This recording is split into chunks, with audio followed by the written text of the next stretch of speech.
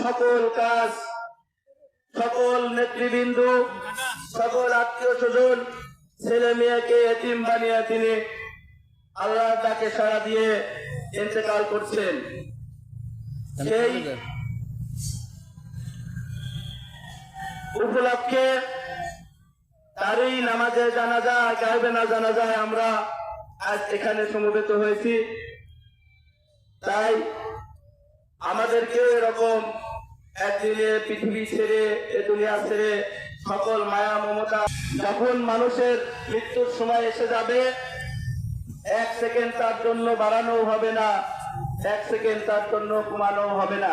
ঠিক নির্দিষ্ট সময়ই আমরা এই পৃথিবী ছেড়ে চলে যাব। তাই আমরা তার বিজয়ী আত্মার রুহের মাগফিরাত কামনা করছি এবং আল্লাহ পাক যেন তাকে জান্নাতে উচ্চ মাকামে স্থান দান করেন। সকলে বলেন আমিন। আমরা যারা এখানে হাজির হয়েছি